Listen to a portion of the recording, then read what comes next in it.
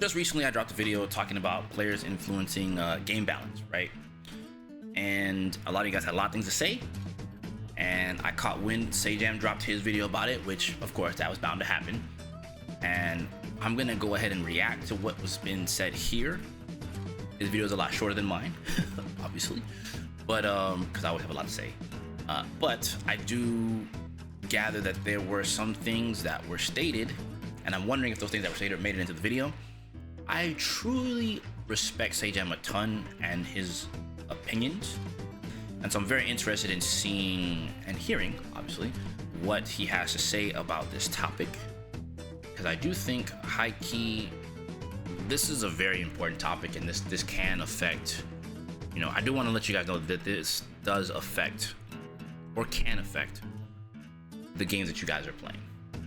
So let me move over here and see what Sajam got to say. All right, buddy, take it away. Good. And I can tell you some stories and give you some impressions and thoughts from someone who's dealt with this before. Broski posted this after, you know, the Strive balance patch came out, and like a lot of people have had opinions about balance for games and said, I've been saying this for years now, but in the wake of several truly awful balance patches for multiple fighting games, it is crazy to me that more devs don't hire players as consultants, something which is commonplace in basically every other esport. Now, I will say first and foremost, this is actually not true. I think basically every fighting game hires consultants of some kind. Former players working on the balance or working stuff like that, right? Washige going and working on Street Fighter 5, and also they've had Seth Killian and Comofin going into Capcom. Katano for Strive, right, is a good example. I mean, 2XKO has a team whose job was to actively help balance the game. 4 people whose job it is to play the game and find disgusting, gross things and just show what's possible if you have capable players playing it. I mean, Komone is an active player. He's very good, and he's obviously there. Every game basically has people like this, and active players are very often consulted and brought in. And as he mentions, I don't think any dev team is or should just like hear the person go, hey, these changes suck, you should buff my character more and nerf this character more, and then like, okay, cool, let's just blatantly listen to what insert top player here said about the game. Like, I think, as always, if you're the developer for the game, you should have objectives and visions and guidelines that you are following, and you should make changes in line with that. And if something is slightly out of whack or it needs to be changed one way or another, or someone gives you interesting insight or feedback about something, you know, go ahead and make changes if it coincides with the vision of the game that you have. But you shouldn't just be like, okay, this person says this is too broken, let's go and nerf it. I've obviously gone in and done stuff like this for games in the past. I went into a big test where a bunch of people got to try a version of a game that was going to come out. This is like 10 years ago. This is not 2XKO related. I can tell you a 2XKO story after though. The first thing I did was go in, and within like 30 minutes of playing, I already found something that was just like way too degenerate and good for my character. And I was like, hey, this probably can't stay this way. Just watch the way I'm playing. Like, what do you think about this? And then they saw it and were like, you know what? That makes a lot of sense. I think what you're doing here is probably a little ham. So they changed it by making the thing that I was doing a little less degenerate, but it made the character more interesting. They were doing more fun stuff because of it. At the same test, there was a person who went in and refused to play their characters because they didn't want to find any changes with them and show anything too strong and get them nerfed. Some people, when they give you feedback, This sounds like Killer Instinct. Was, hey, here's what my character is doing, which is too powerful, maybe, perhaps. What do you think about this? Other people could take angles that are extremely beneficial only to them, trying to learn all the new stuff that my character is going to have, find powerful, stupid shit, and not tell anybody what my character is capable of, so that hopefully it doesn't get nerfed and they miss it, and then it can make it through the balance patch. That literally happened. You have the examples. I'm sure you guys have all heard the stories about NRS inviting players in during the MKX and Injustice eras, where like players went in and like, first of all, recorded a bunch of footage that they weren't allowed to. There was like leaked footage from the playtests, but also not telling them about things that they found, or like trying to hide things. People would be like, oh, I found this during the test where I was supposed to help balance the game, told nobody about it, and then now that it's out, I'm gonna do it in the very first tournaments of the game and like win money. I'll give you another example. After the 2XKO Alpha Lab, hearing a lot of people get to give feedback about it, people's opinions were like, hey, you know what's fucked up? all the other stuff that every other character could do, and spent all of their feedback time arguing about how the characters they played were fine and how Yasuo was like incredibly broken and was doing too much, really obnoxious, and like the game couldn't exist with Yasuo being that way. It turned out Yasuo was not even that crazy after people played the game, and like he was fine, you know? And it's often very easy to like only view the game in the lens of like, dude, what my opponents are doing to me is so gross. Well, the stuff I'm doing, it's pretty, like there's counterplay, it's fine. What my opponent's doing is so gross and bad, like it needs to go. So Keats is a developer, you guys know, he worked on Killer Instinct. Killer Instinct got a lot of feedback from players. They got a lot of feedback from places all over the place. Player consultants almost never help.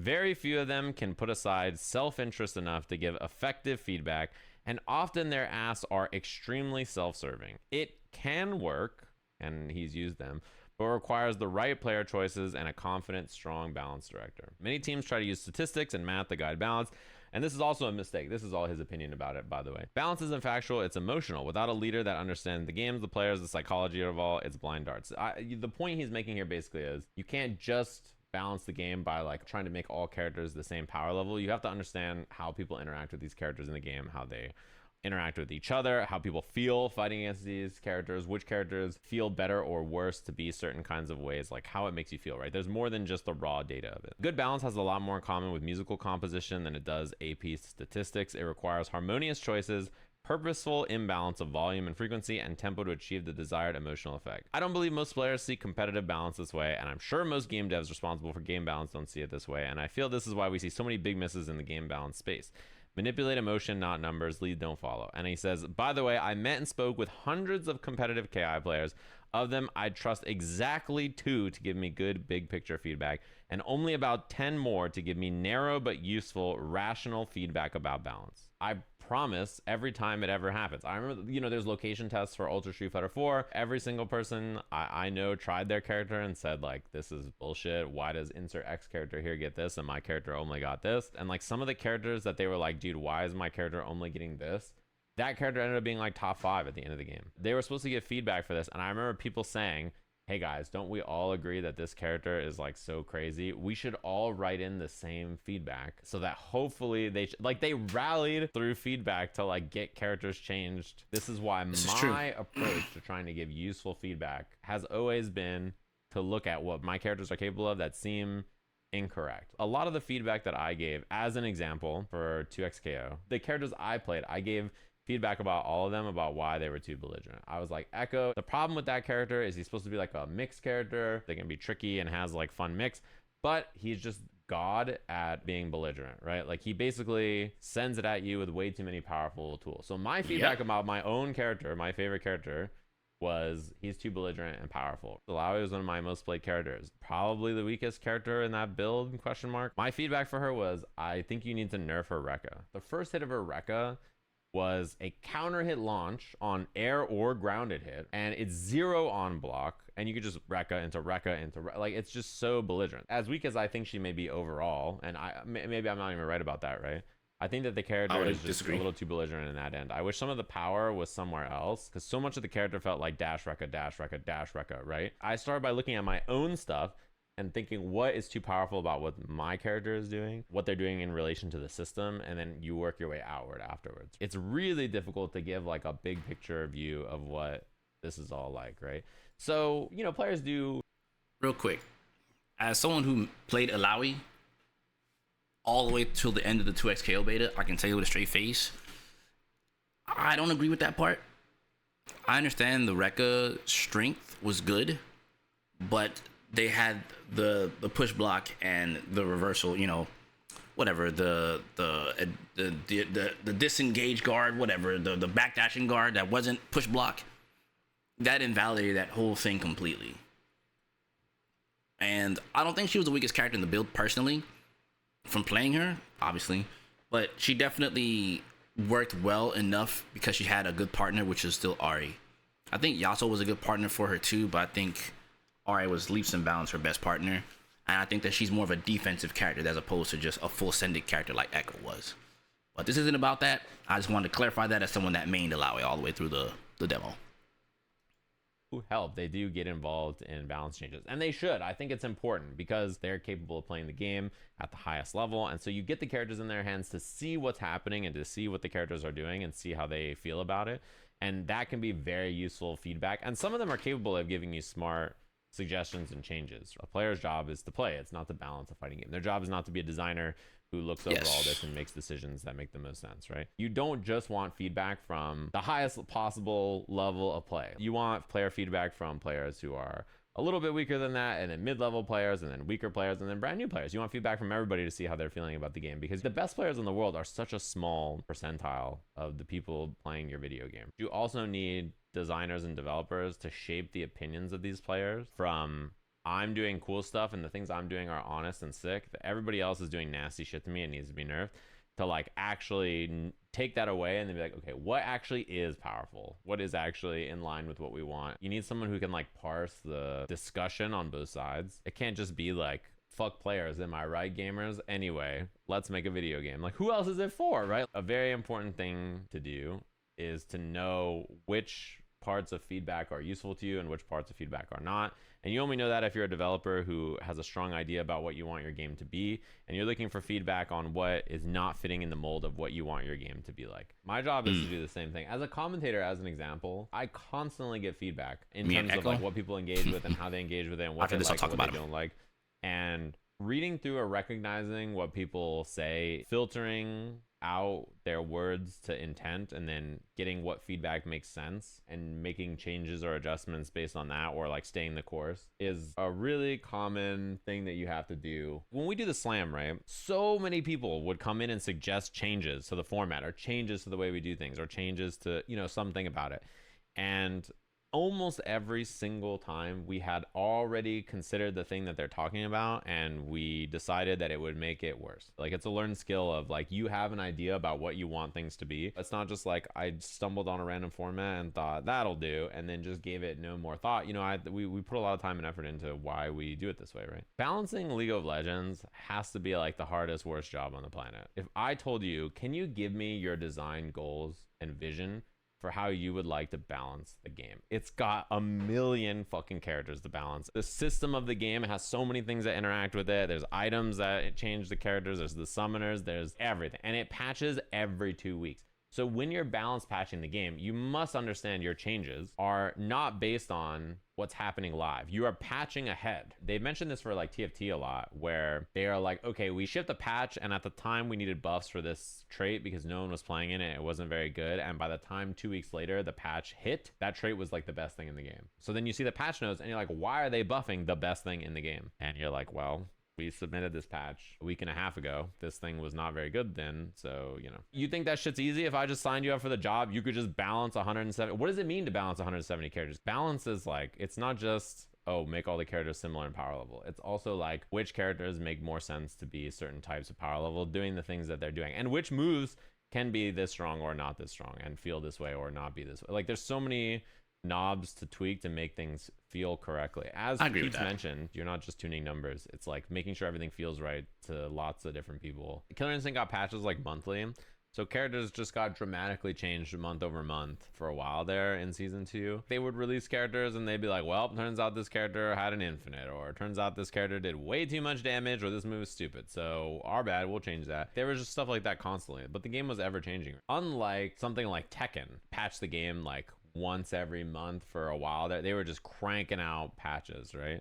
But you didn't have a lot of communication or understanding about what they were looking for or what they were tuning for. Whereas in KI's case, you had a lot more discussion about, this is what we're trying to do. This is like an overshot or undershot or whatever, and we're making a change. A downside to a game that changes constantly, there's a lot of feeling of like, you should just swap to the most powerful thing today. You know, you might as well just play this really insane thing right now, and then when it gets nerfed in 2 weeks, play the next insane thing. And then, you know, I'm assuming that the reason Bison and Akuma are not getting shot yet in Street Fighter is because so many of the players are playing their World Warrior and CPT qualifiers right now.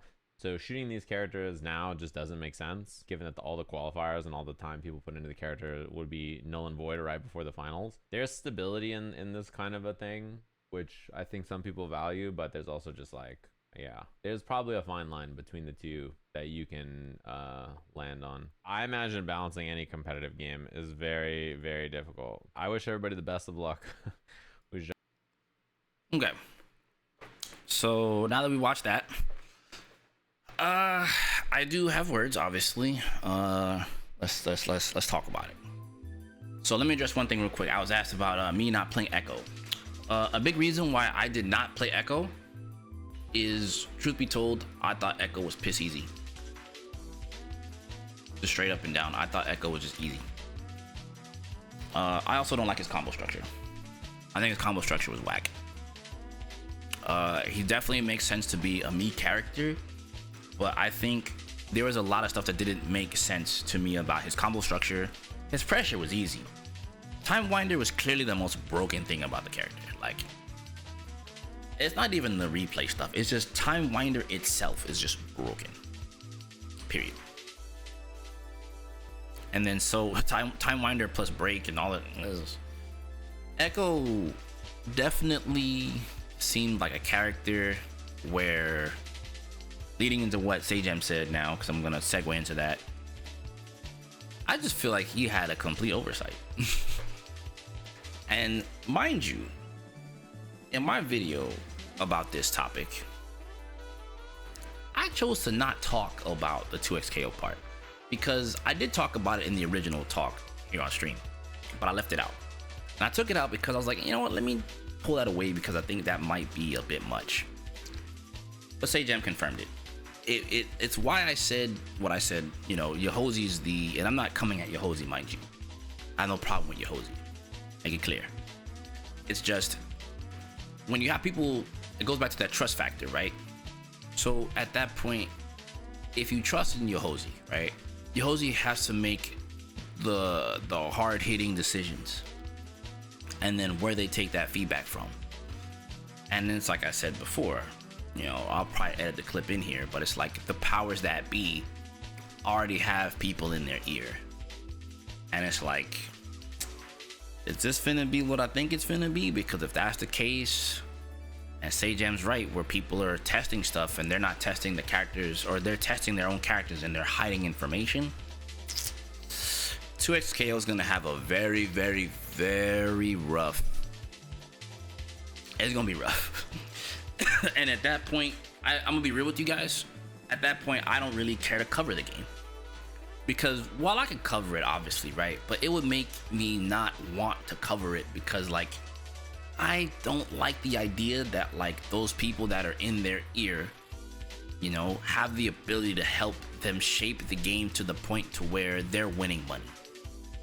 At that point, I don't want to invest no time into that game. I'm gonna not contribute to those people's pockets. I'm gonna just go stick with City of the Wolves and Street Fighter at that point, because I still want to play 2xKO.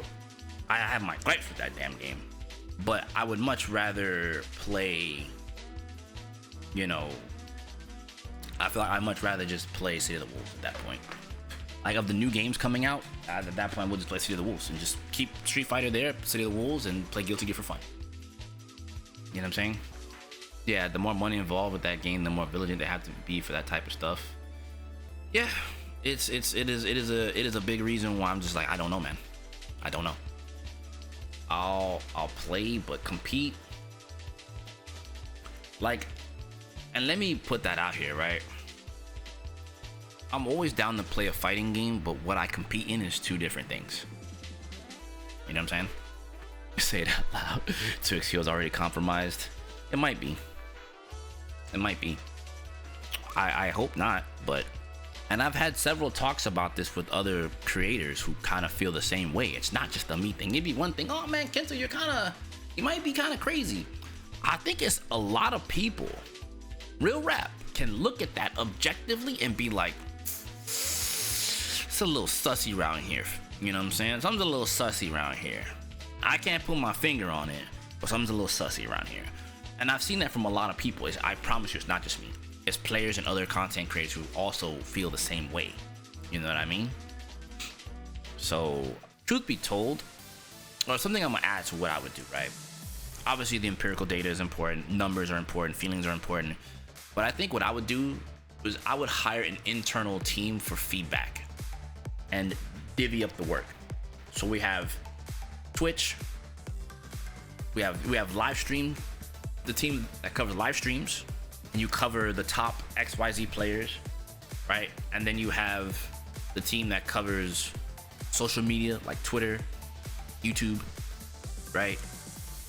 And then you can even have within the YouTube, actually probably within the Twitch team, or the live streaming team rather, look at even the lesser known players and kind of see the feedback there.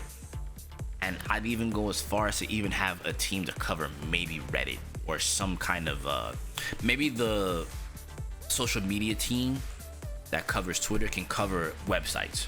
So that could be news sites, Reddit, Twitter, Blue Sky, whatever. You know what I mean? Facebook. This way they can kind of infiltrate these areas and get the feedback that they need and have like a roundtable discussion to take that feedback and see if it aligns with the game's goals. See what I'm saying? Because that's what companies do internally anyway when they do advertising campaigns. And I'm telling you this once again, putting my marketing manager hat back on, putting a team together to get that kind of empirical data is priceless. Because not only are you getting numbers, but you're getting how people feel about this. You know, then you can even use the social media team as a feedback forms also, right? Like how do people feel about these forms? And just have the team, just that is their job. And I think that would help the dev team on top of what they already have in line. You see what I'm saying? This way, everything is considered. All levels of play are considered. All social media aspects are considered.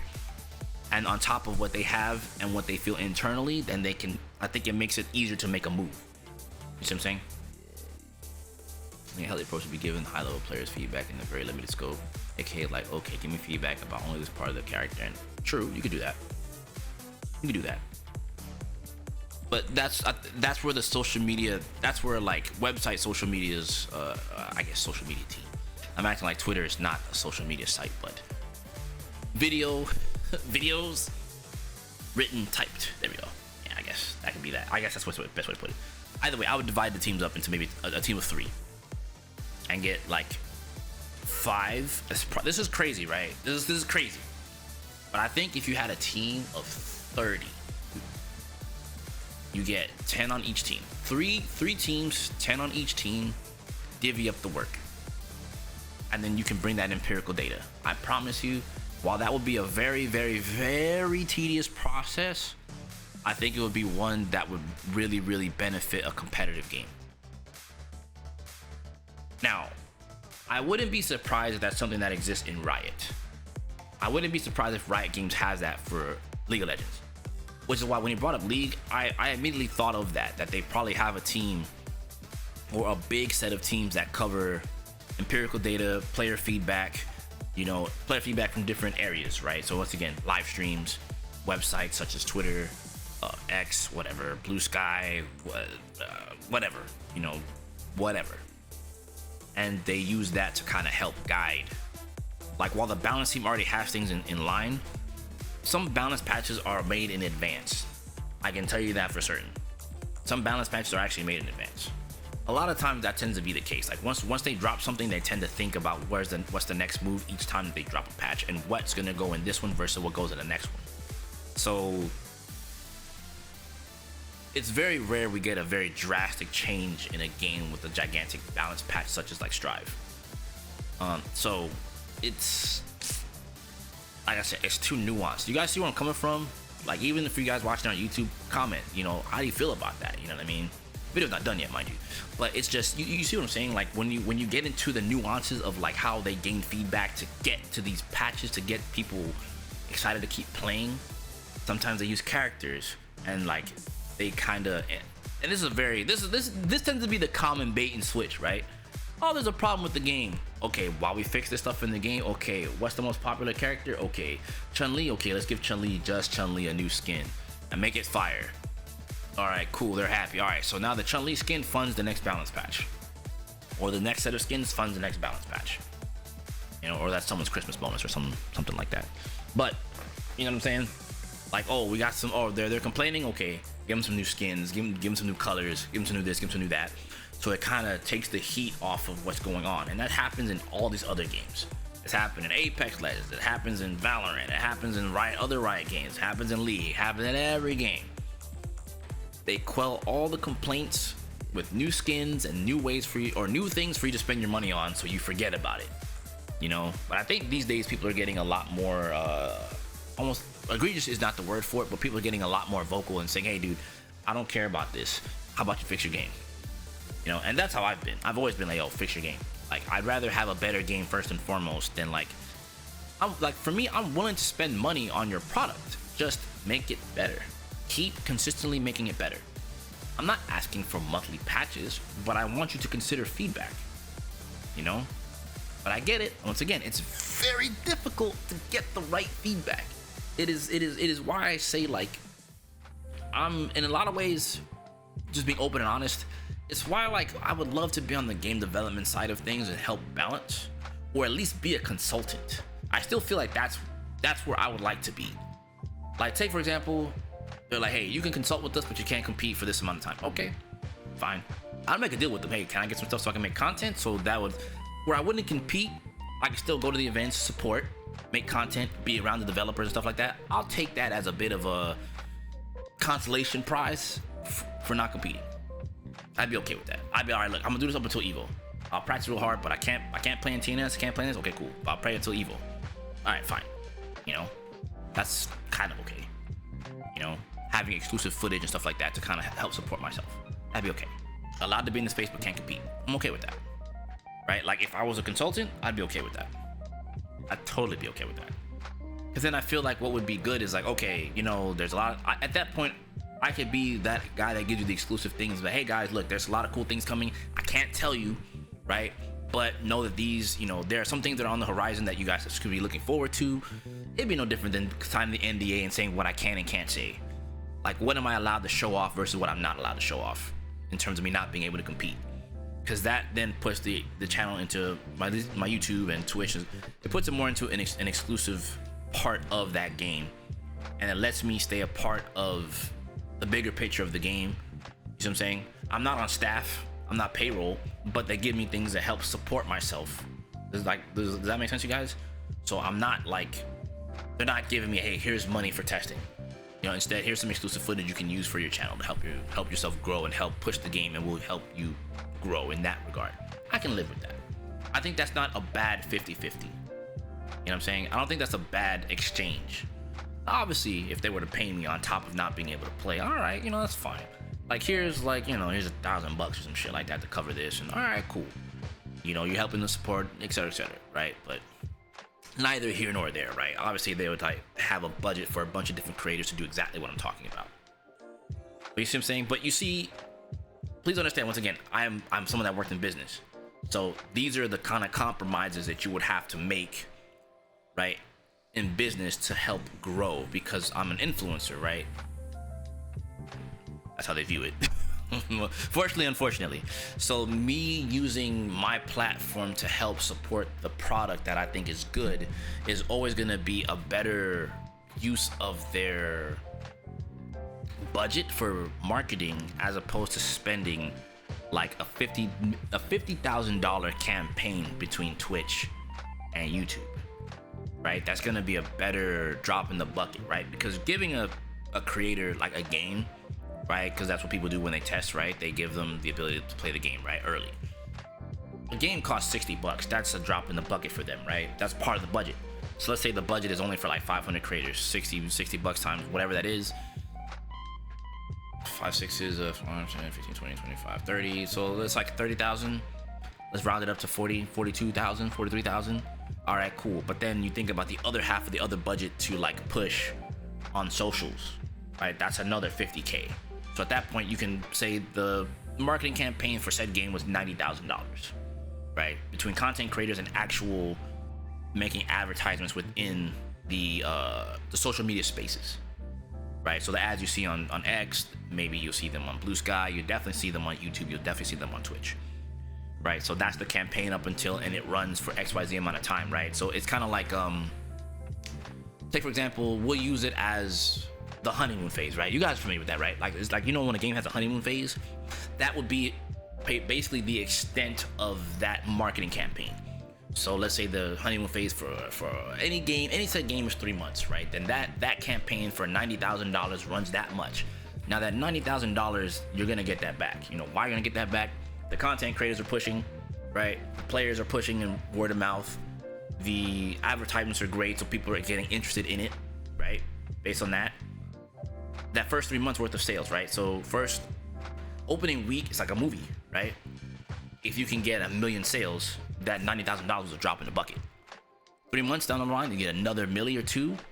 That $90,000 that's well spent because you made more than your money back off that budget. See what I'm saying? Woo, I just taught y'all something. You learned something. You learned something about a marketing campaign. And that's standard. Then you get content creators that cover skins and stuff like that. That's how you breathe life into it, right? That's why you'll see, like, for example, Sparking Zero. Who they have over there? Rhyme Style, freaking Afro Senju, Dado Doya, whoever else in these events, because they know if you see a Dado Doya or whatever over there, they're like, hey, they got Dado over there. Hey, yo, what? He's over there at Bandai Namco Studios testing freaking Sparking Zero. Hey, yo, because that's your favorite creator. They know that they can, I hate to say it's manipulating, but like they know that you trust them. And since the company trusts them, you trust them just as much. So now your trust in the creator is huge. And then your trust in the developer is just as huge. Now, while you might be iffy about the developer, you'll trust the content creator.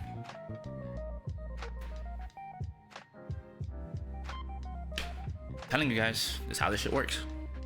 This is how this stuff works.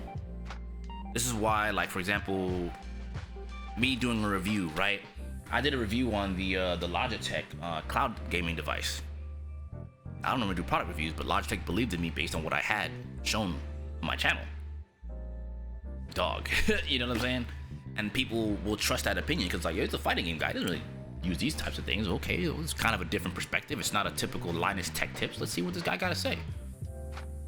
And people have bought that thing off of the strength of my video, which is crazy. But it's just how it works. How it works. They give you products. Your idea, your goal is to review it and be honest. You know. So, but to swing it back, as you can see, this is typical marketing campaigns. How they budget things, is how they do things. But that's why I say that, like, then you got to think about this, right? Think about it from this perspective, right? You did all this marketing campaign, you spent all this money, you got money back, right? But then the game is being, you know, mishandled because the type of feedback that they're giving, or the type of feedback that they're getting from quote unquote said high level players. That would be terrible. Then it shapes your product, and then you wonder why your product goes under, and then the developers are like, whoa, what's happening? We were on an upward trajectory. What happened? You believed in the wrong people to give you the proper feedback. It has to have, like, again, as long as they have a good system in place, this can work. I genuinely believe as long as they have a system that is in place, it can work to get the proper feedback. So Avengers Endgame, without going any further, because like I said the last time, I could talk about this all day long. Trust, I can. But let me call it adjourned here. This is already a long-winded one. This is the follow to my last video, so feel free to leave some comments in, comment section below about how you feel about some of this extra stuff I talked about. Let me know in the comments below what's going on. And we'll call it adjourned for this one, and I'll catch y'all next video. You know what time it is. Deuces gooses.